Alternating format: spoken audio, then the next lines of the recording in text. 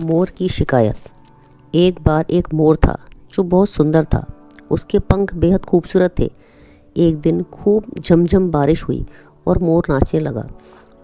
नाचते हुए वह अपनी खूबसूरती को निहार रहा था, पर अचानक उसका ध्यान उसकी आवाज़ पर गया, जो कि बेहद बेसुरा और कठोर था।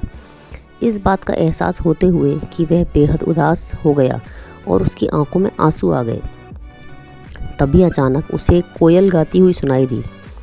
कोयल की मधुर आवाज़ को सुनकर मोर को उसकी कमी एक बार फिर एहसास हुई। वह सोचने लगा कि भगवान ने उसे सुंदरता तो दी, पर बेसुरा क्यों बनाया। तभी एक देवी प्रकट हुई और उन्होंने मोर से पूछा, मोर, तुम उदास क्यों हो। मोर ने देवी से अपनी कठोर आवाज़ के बारे में शिकायत की और उनसे पूछा, कोयल की आवाज़ इतनी मीठी है, पर मेरी क्यों नहीं, इसलिए मैं दुखी हूँ। अब मोर की बात सुनकर देवी ने समझाया, भगवान के द्वारा सभी का हिस्सा निर्धारित है। हर जीव अपने तरीके से खास होता है। भगवान ने उन्हें अलग अलग बनाया है और वे एक निश्चित काम के लिए ही हैं। उन्होंने मोर की सुंदरता दी, शेर को ताकत और कोयल को मीठी आवाज़।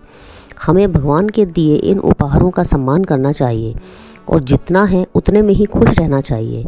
देवी की बातों को सुनकर मोर समझ गया कि दूसरों से तुलना नहीं करनी चाहिए, बल्कि खुद के हुनर की सराहना करनी चाहिए और उसे निखारना चाहिए। मोर उस दिन समझा कि व्यक्ति किसी न किसी तरह से यूनिक होता है।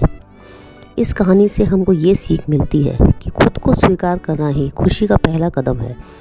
जो कुछ भी आपके पास है उसके लिए दुखी होने के बजाय आपके पास जो है उसे स्वीकार करें और उसी में खुश रहना सीखें।